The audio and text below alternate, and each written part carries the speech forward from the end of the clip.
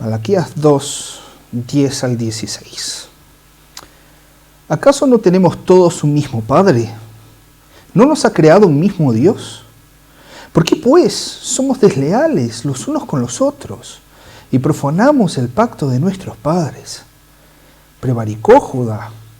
En Israel y en Jerusalén se ha cometido abominación, porque Judá ha profanado el santuario del Señor, el que él amó, al casarse con la hija de un Dios extraño. El Señor arrancará las tiendas de Jacob al hombre que haga esto, al que vela, al que responde y al que ofrece ofrenda al Señor de los ejércitos. Pero aún hacéis más. Cubrís el altar del Señor de lágrimas, de llanto y de clamor. Así que no miraré más la ofrenda, ni la aceptaré con gusto de vuestras manos. Mas diréis, ¿por qué? Porque el Señor es testigo entre ti y la mujer de tu juventud, con la cual has sido desleal. Aunque ella era tu compañera y la mujer de tu pacto, ¿no hizo él un solo ser, en el cual hay abundancia de espíritu? ¿Y por qué uno? Porque buscaba una descendencia para Dios. Guardaos pues en vuestro espíritu, y no seáis desleales para con la mujer de vuestra juventud. Porque dice el Señor Dios de Israel, que él aborrece el repudio, y al que mancha de maldad su vestido. Ha dicho el Señor de los ejércitos. Guardaos pues en vuestro espíritu, y no seáis desleales. Esta es la palabra de Dios. Y bueno, buenos días, que yo no os he saludado, a los que yo no he saludado, y a los que a lo mejor en el futuro me vais a ver y no me conocéis. Me llamo David, formo parte acá del liderazgo de IBU Madrid, y es un honor poder compartir de esa parte que es tan central para nosotros del servicio, que es cuando nos paramos a escuchar lo que dice la palabra de Dios e intentar entender cosas que no siempre son fáciles siquiera de escuchar. En ese domingo estamos siguiendo con esa serie de mensajes que tenemos en el libro de Malaquías, ¿sí? El libro que es el último libro del Antiguo Testamento, ¿sí? Estamos yendo trecho por trecho, viendo las cosas complejas y muchas veces molestas que Dios dice en una discusión abierta y sincera con su pueblo, porque es de eso que va el libro. Es el Señor hablando con su pueblo de manera sincera. Y un punto central de lo que estamos viendo es que ese libro no va simplemente de mensajes moralistas de ay, está muy feo que seáis desleales con vuestras mujeres, no lo hagáis y ya está. Como si fuera simplemente una serie de mensajes de cosas que no debemos hacer. No. Lo que Dios exige está más allá de un listado de cosas que seguir, de una cantidad de reglas que obedecer, o de un lugar o ritos que tenemos que practicar a los domingos o en un día especial en la semana. En otras palabras, es lo que estamos viendo en el libro de Malaquías, es que venir a la iglesia no basta, que a Dios le interesa muy poco lo que hacemos acá en la iglesia, si lo que hacemos mientras estamos acá empieza y termina aquí y no tiene ninguna trascendencia en nuestras vidas diarias. De hecho, hasta ahora hemos visto cosas tan fundamentales como que Dios no es que simplemente requiere que tengamos algún tipo de adoración, sino que es un Dios que nos ama más allá de lo que hacemos, más allá de lo que somos, que nos ha elegido como ha elegido a Jacob antes que pudiera hacer cualquier cosa, ¿no? La semana pasada escuchamos un texto en el que Dios literalmente dice que sería mejor cerrar la iglesia que venir a ella y servir a Dios como algo que es un peso, o algo que a lo mejor incluso hubiera menosprecio, como una carga. Y hoy vamos a seguir con un texto que es igualmente cargadito, aunque a lo mejor si le has dado atención puedes pensar que acá ha cambiado un poco el tema, ya no estamos hablando tanto de culto, estamos hablando de casamiento, estamos hablando de divorcio y que tiene que ver mi vida en mi cuarto con mi mujer o en mi casa con lo que hago en la iglesia. Vamos a ver que tiene todo que ver. Vamos a ver qué es exactamente el punto que Dios trae. Pero antes de empezar a hablar de ese texto en particular, antes de empezar a verlo, vamos a pedir a Dios que nos ayude, que nos conceda gracia para entender esas palabras duras y difíciles de escuchar en muchas maneras, que podamos tener corazones dispuestos a entender lo que Él quiere decir y cambiar nuestras vidas. Cierra tus ojos, baja tu frente, vamos a orar. Padre, estamos delante de ti, estamos delante de tu palabra. Estamos delante de un texto que parecen palabras duras y a lo mejor parecen no aplicarse a algunos de nosotros. Parece que es un texto que habla de un pecado y de un tema muy concreto que a lo mejor no todos nosotros nos identificamos. Pero ayuda, Señor, a ver lo que tú quieres hablar a través de eso, que va más allá de simplemente la estética o un hecho en particular. Que podamos entender lo que tú requieres, la manera como llegarnos a ti, Señor, la manera como vivir delante de un Dios al que le importa tanto como nos relacionamos unos con otros. Habla con tu pueblo hoy, Señor, habla con tu iglesia, que yo no estorbe mucho y que tu nombre sea glorificado, Señor. Edifica tu iglesia con tu palabra, es lo que te pedimos. En el nombre de Jesús. Amén. Bueno, ya he dicho unas 3 veces que el texto de hoy no es fácil, ¿no? Entonces no quiero decirlo otra vez, pero vamos a ir trecho a trecho, vamos a ir pasito a pasito, tramo a tramo, evitando las trampas que aparecen, porque hay muchos versos que simplemente si lo tomamos en una lectura muy llana, a lo mejor pueden llevarnos a la conclusión opuesta a lo que de hecho es. Empecemos con el verso 10. El verso 10 dice así: ¿acaso no tenemos todos un mismo Padre? ¿No nos ha creado un mismo Dios? ¿Por qué somos desleales unos con otros y profanamos el pacto de nuestros padres? Dios empieza hablando de esa manera. Y hemos hablado acá que en estas semanas que Malaquías es una serie de disputas de Dios con su pueblo, y en cada una de esas disputas hay como un argumento principal, una idea principal que Dios expone en sus disputas con su pueblo, ¿no? Y si habéis dado atención a esa lectura inicial, a lo mejor podrías pensar que el tema es sobre divorcio y sobre casamiento y sobre pareja y cosas así.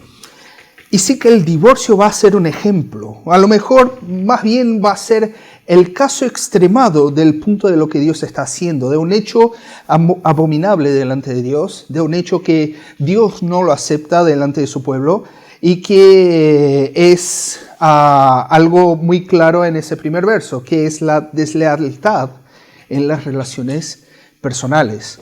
No es simplemente una cosa que vaya de pareja, aunque sí, la pareja a lo mejor sería el caso más extremado, porque es el lugar en donde estás más vulnerable, en donde esperarías más confianza. Pero en todas nuestras relaciones la lógica se mantiene. Si somos desleales, siendo hijos de un mismo padre, no tiene sentido hablar con Dios y no tiene sentido venir a la iglesia y mascarar todo como si nada hubiera pasado. Y es curioso que la base que Dios da para que sea tan odiosa la deslealtad, la base que Dios da para que ser desleal sea una profanación. Y es curioso que él use la palabra profanación, porque si os acordáis, la semana pasada Jonathan estaba hablando de cosas que parecen muy asquerosas. Eran sacerdotes llevando a animales inmundos, animales sucios con estiércol, y Dios dice, nadie aceptaría eso. Dios está poniendo la deslealtad como algo que está como mínimo en la misma categoría de esa práctica religiosa que era asquerosa de los sacerdotes, ¿sí? Pero él va a decir que el motivo de que la deslealtad sea tan grave es que todos nosotros somos hijos de Dios. Todos nosotros venimos de la misma fuente, que es nuestro Padre. Y aquí hay muchas cosas que tomamos por sentado o que la tomamos como obvia, pero que no lo son. Lo primero de todo es la idea revolucionaria para la época, de que la mujer tiene el mismo valor que el hombre. Para nosotros, a lo mejor, siglo XXI, estamos muy evolucionados, la cabeza muy abierta, pero ese es un texto del siglo IV antes de Cristo en Medio Oriente.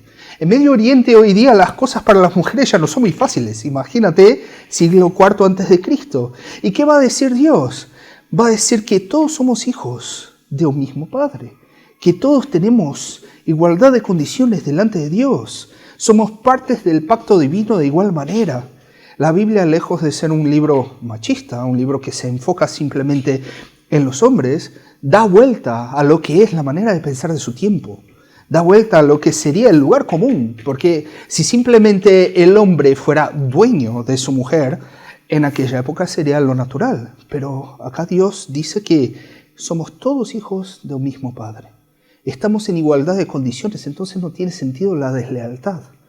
Si en otros lugares sí que tenemos la diferencia entre roles o la diferencia entre mismo la manera que somos como hombres y mujeres, pero todas las diferencias que tenemos en la Biblia están bajo ese marco de la igualdad de esencia. Somos igualmente dignos, no hay ninguno por encima del otro. En la relación de pareja no hay una disputa de quién vale más. Todos estamos en la condición de hijos de nuestro Padre. Además, nuestro Padre, eso es curioso, porque para nosotros que ya escuchamos a Jesús hablar tanto, que ya escuchamos o a lo mejor crecimos repitiendo la oración del Padre Nuestro, a lo mejor parece poca cosa llamarle Dios Padre. Pero en el Antiguo Testamento esa idea no era tan común. A lo mejor Dios era el Padre de Israel, pero no lo llamabas Padre como individuo. No era tu Padre, era Padre de tu pueblo, pero acá Dios se pone como Padre de cada uno de nosotros. Es una indicación de lo que vimos en el primer sermón, del amor de Dios. Porque acá lo que Dios está haciendo no es hablar como un dueño enojado de esclavos. Él está hablando como un padre enfadado con sus hijos que están siendo desleales unos con otros. Es como para nosotros que tenemos hijos, si vemos eso pasando con nuestros hijos, nos enfadamos nosotros, pero no nos enfadamos para destruirlos. Nos enfadamos para que puedan crecer y disfrutar de la bendición que es tener uno a otro.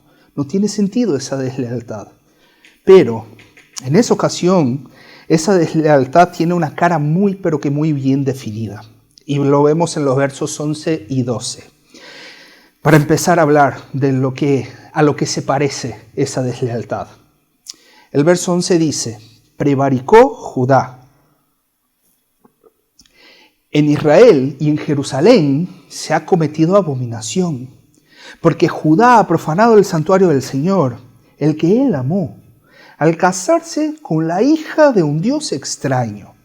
El Señor arrancará de las tiendas de Jacob al hombre que haga eso, al que vela, al que responde y al que ofrece al Señor, ofrenda al Señor de los ejércitos. La primera cosa que tenemos que dejar claro aquí, porque en esa versión lo tenemos bien, pero en otras versiones a lo mejor se confunde un poco, que ese texto no tiene nada que ver con casamientos interraciales, ¿sí? No tiene nada que ver con casarse con alguien de otro pueblo. En la Biblia tenemos algunos ejemplos que incluso son muy claramente, es una bendición de Dios casarse con alguien que no formaba parte de su pueblo. Ya vemos a Booz y Ruth, ya vemos a Moisés y Sípora y tenemos otros ejemplos. La Biblia está llena de ejemplos que muestran que la cosa no tiene que ver con la etnia, no tiene que ver, nunca sé si es etnia o etnia. Etnia, ok, vale, perfecto. Con la etnia, con la raza, con el pueblo, con de dónde vienes, ¿no? Así que creo que aquí la Reina Valera 2020 ha sido muy feliz en traducir el término como hija de un Dios extraño. Porque el enfoque es exactamente eso. No es un enfoque personal, no es un enfoque étnico, es un enfoque religioso, ¿sí? El problema acá es que lo que estaban haciendo esos hombres de Judá es literalmente un cambio de religión. Literalmente tu casa, tu hogar, va a honrar dioses ajenos al Dios de Israel. Y eso sí era un problema. Y eso sí sigue siendo un problema.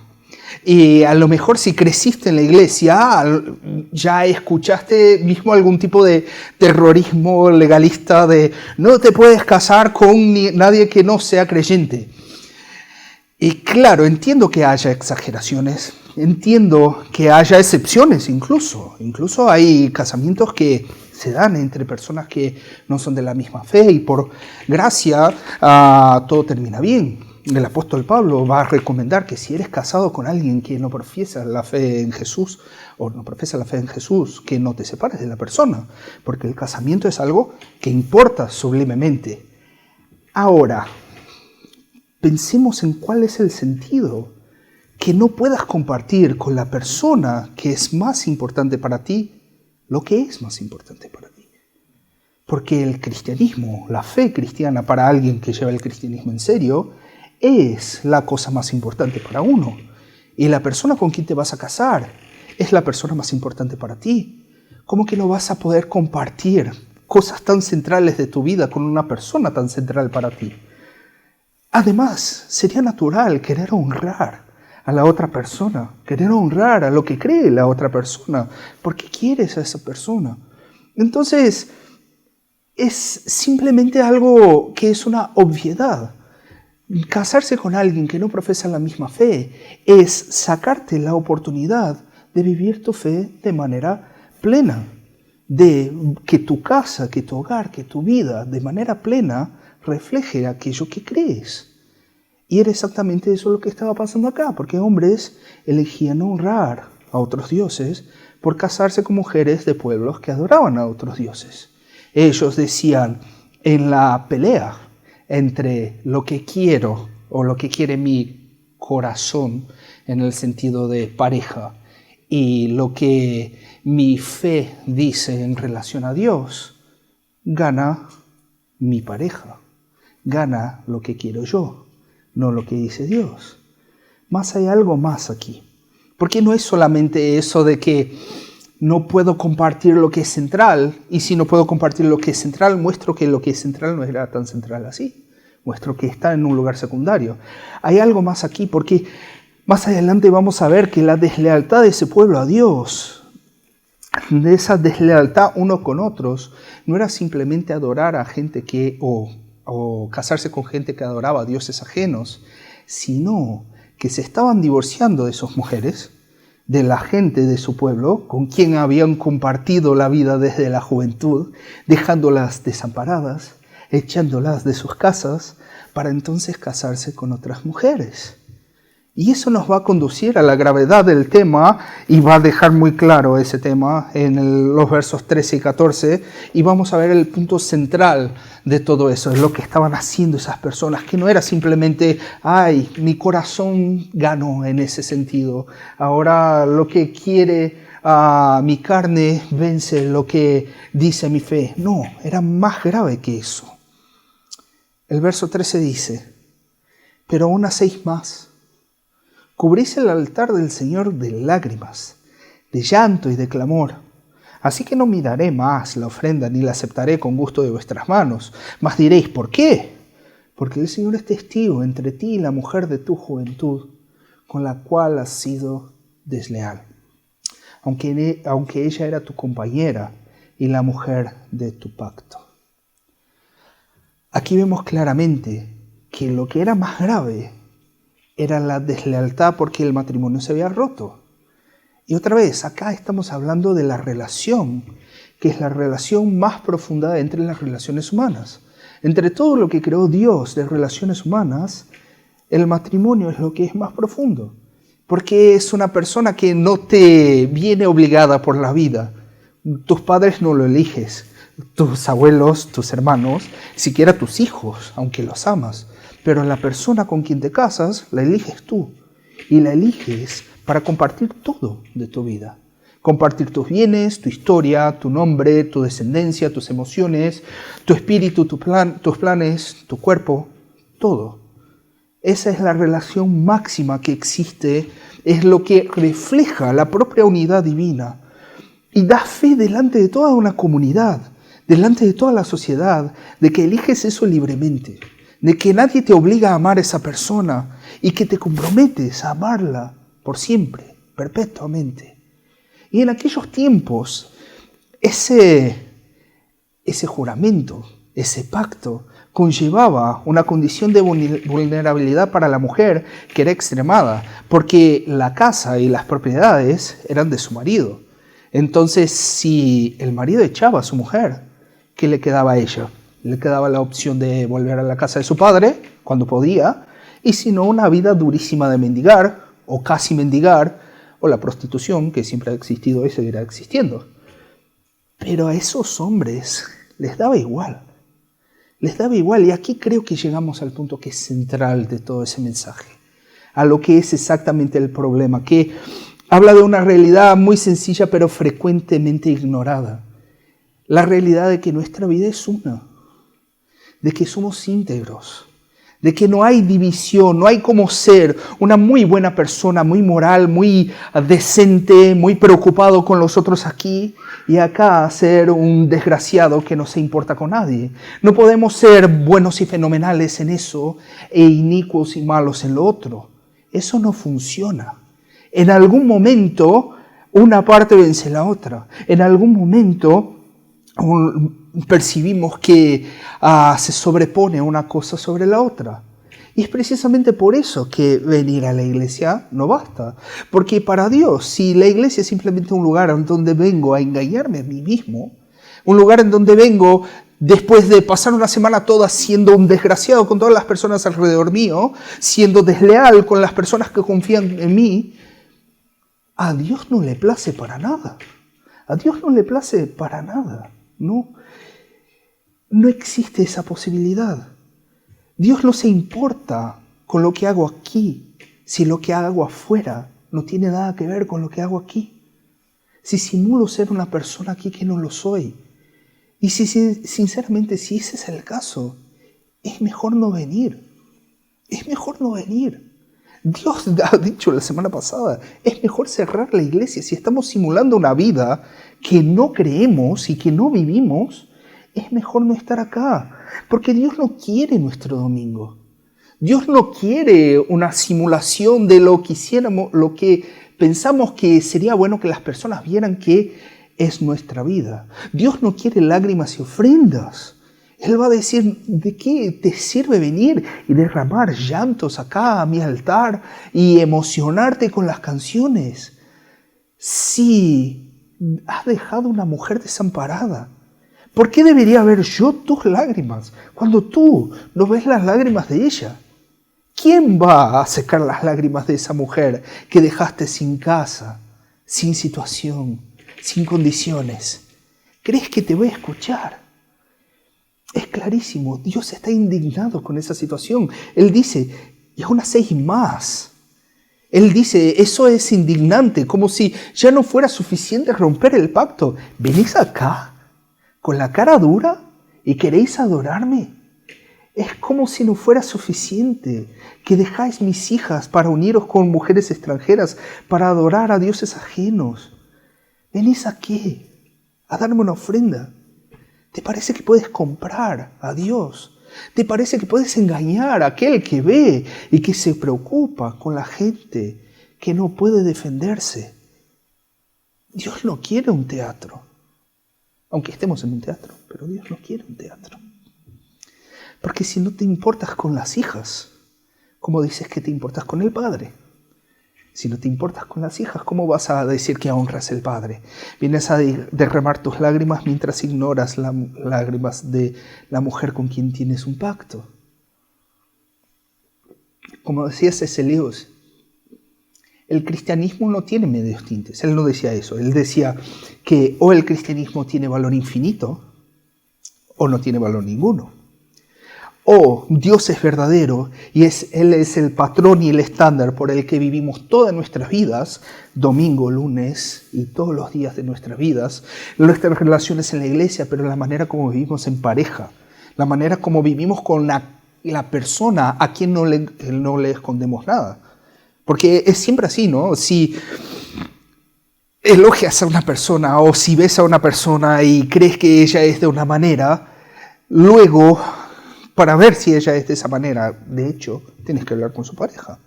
Si crees que yo tengo sentido hablando las cosas, habla con Bea, ella te va a decir, no siempre, ¿no? Ella te va a mostrar una cara que a lo mejor no puedes ver, porque con ella no tengo cómo esconderme. Pero si Dios no rige mi relación personal, no sirve de nada decir que Él rige mi relación eclesiástica. O Dios importa infinitamente o no importa nada. Porque si Dios es falso, era mejor no estar acá. Si Cristo no ha resucitado, es vana nuestra fe y somos tontos. Somos tontos de estar acá. Ahora, Dios es verdadero. Lo que Él no admite es ser parcialmente importante. Importante en la iglesia, a punto de que llores, pero no importarte en casa, a punto que seas desleal con aquella persona a quien juraste lealtad. No puede importarnos los domingos y no tener diferencia. Dios no acepta ser puesto en esa posición. Él no necesita nuestra adoración, mas Él quiere nuestro corazón. Él no quiere nuestros hechos religiosos. Él quiere cambiar nuestras vidas con su amor de Padre. Y que las cosas que hagamos acá sean simplemente un desbordar de un amor que ya le tenemos todos los días. Él quiere mostrar que al fin y al cabo nuestras vidas van más allá de nuestras vidas y nuestras decisiones más allá de nuestros sentimientos y nuestras emociones. Y eso lo vamos a ver en el verso 15. Mira lo que dice el verso. ¿No hizo Él un solo ser en el cual hay abundancia de espíritu? ¿Y por qué uno? Porque buscaba una descendencia para Dios. Guardaos pues en vuestro espíritu, y no seáis desleales para con la mujer de vuestra juventud. Aquí tenemos una realidad que solemos ignorar y cada 2x3 traigo acá y la repito, porque es muy antiintuitivo y no forma parte de nuestra cultura occidental, la española incluida. No forma parte del pensamiento de la sociedad en que se dice que no importa lo que hago yo con tanto que sea feliz y no moleste a los demás. Ese pensamiento individualista de que lo que hago simplemente me toca a mí y me importa a mí y no le importa a nadie más. Ese verso va a mostrar algo distinto. Va a mostrar que nuestras vidas afectan a otros, pero también afectan al futuro. Porque el plan de Dios para el matrimonio que fuera una unidad tan íntima que reflejara la propia unidad divina, tiene que ver con su plan eterno. Nuestras vidas y nuestros matrimonios, la manera con que tratamos a los demás, es la manera como Dios va escribiendo su historia en el mundo. Porque Él busca una descendencia. ¿Por qué nos hizo uno? Porque Él busca un pueblo.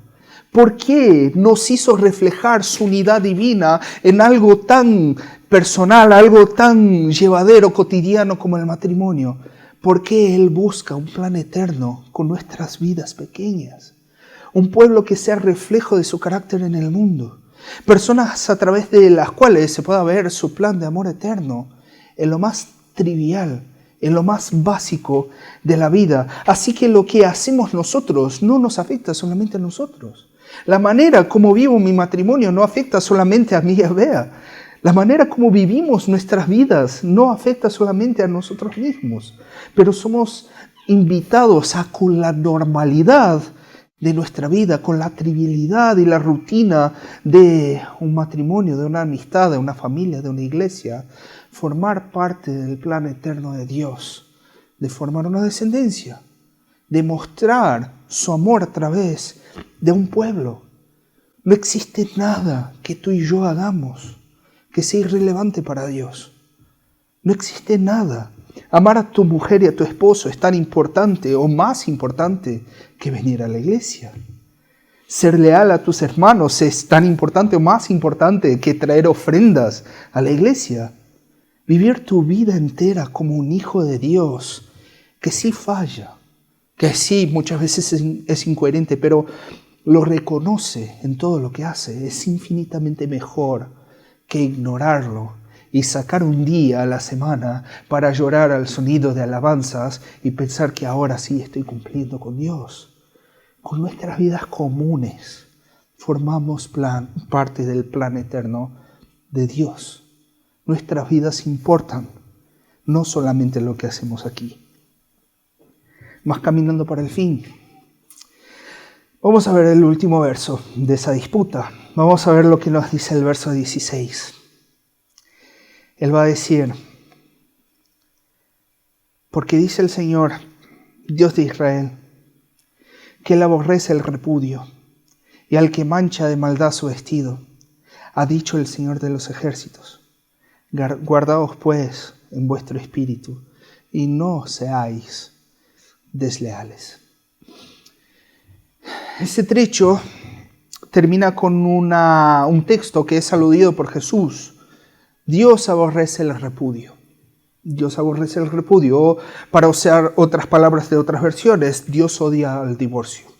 Dios odia el divorcio. Y aquí creo que es importante una breve explicación, aunque no sea el punto central, pero estamos en un país católico romano y muchas veces se puede pensar que el divorcio es algo imposible. Dios odia el divorcio, pero Jesús enseña que por la dureza de los corazones es permitido en algunos casos. Todos de alguna manera se pueden abarcar en lo que sería el concepto de ser infiel a la alianza del pacto del matrimonio.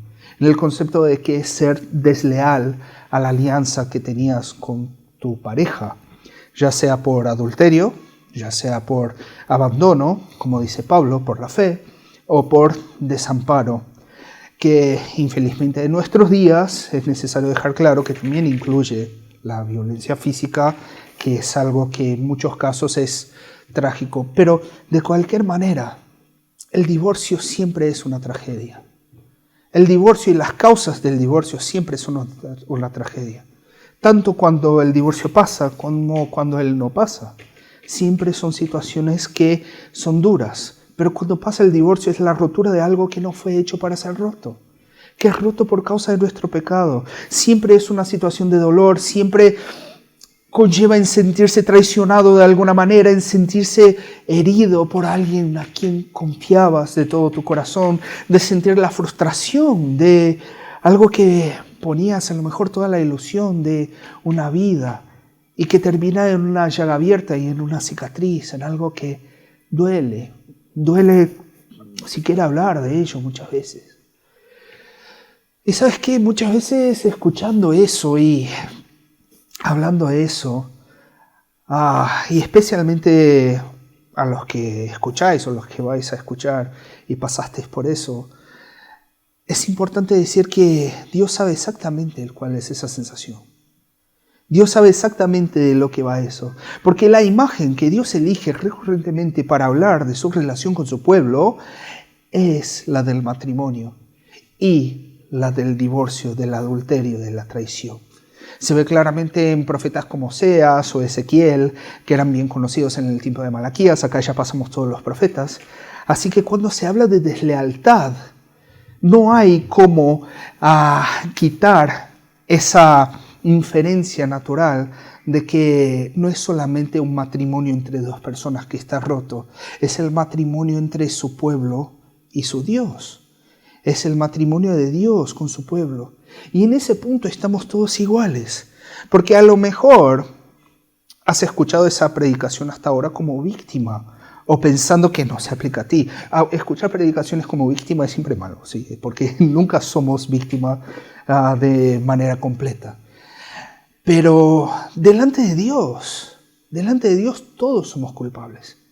Delante de Dios todos somos desleales. Delante de Dios todos hemos roto algo que debería ser íntegro. Delante de Dios todos somos los adúlteros, los que traicionan la confianza de su pareja. ¿Quién de nosotros ha cumplido y vivido de manera íntegra? ¿Quién de nosotros puede decir que vive de la misma manera que está en la iglesia toda la semana? ¿Quién de nosotros puede decir que es completamente coherente?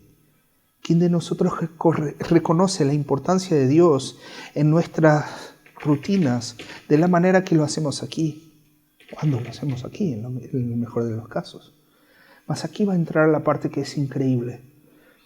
Porque si nosotros no lo podemos hacer, si nosotros somos desleales, Dios es leal por nosotros. El cristianismo es la única religión que no va a hablar de una escalera en que subimos a Dios para alcanzar su nivel y llegar a Él y restaurar nuestra relación con Él. La conclusión de ese texto, así como nos avisó Jonathan la semana pasada, no es un no seas desleal, sino Dios te va a rechazar. No es eso que se enseña acá. Porque mientras en ese texto vemos a hombres que parecen muy religiosos, pero en realidad están sacrificando la vida de sus mujeres, las mujeres de las cuales quitaron juventud, de las cuales quitaron confianza, de las cuales quitaron su propia vida, para simplemente disfrutar de placeres y de gozos que ellos quisieran, de la idolatría que su corazón desea. Dios ha enviado a Cristo para que Él sacrificara su vida y sellara una alianza con personas que no lo merecen como nosotros. Mientras aquí vemos que todos nosotros de alguna manera sacrificamos a otros para nuestro placer. No pensamos en otros para dejar que nuestro corazón busque sus idolatrías.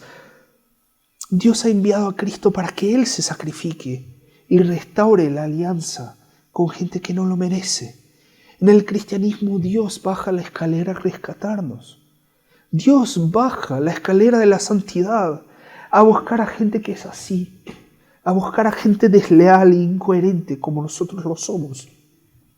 La Biblia nos va a enseñar que los esposos deben amar a sus mujeres como Cristo amó a la iglesia y se entregó por ella.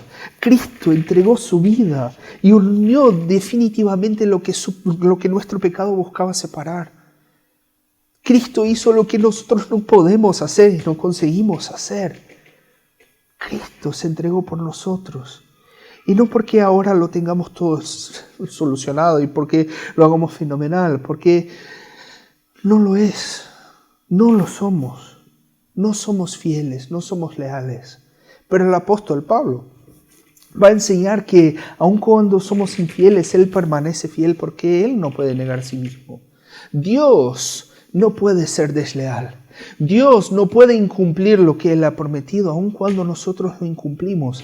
Así que Él lo cumple por nosotros. Así que Él carga con la culpa que tenemos nosotros para que podamos tener esa relación perfecta de amor restaurada.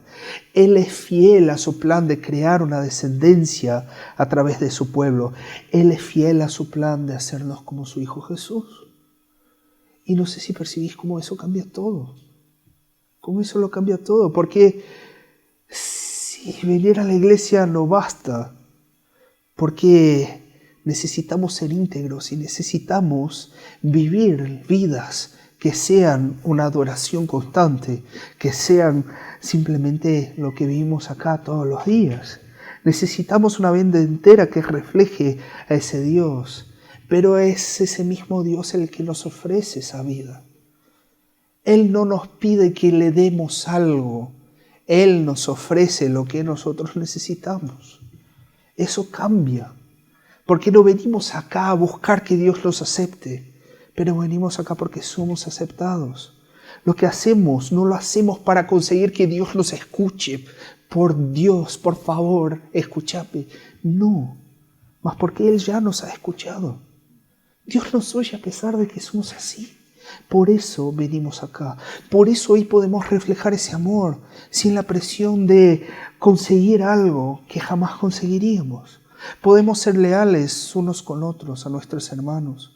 Podemos amar a nuestra pareja, no para conseguir algo de ella, no para que ella sea como nosotros quisiéramos que ella fuera, sino porque todo ya nos ha sido dado por Dios. Entonces simplemente nos desbordamos de aquel amor que ya recibimos. No venimos a la iglesia porque Él lo necesita, pero venimos a la iglesia porque nosotros ya no necesitamos nada más. Y por eso venimos a agradecer.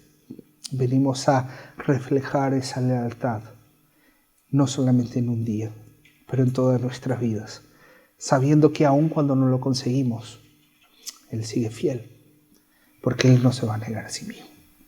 No se va a negar a sí mismo.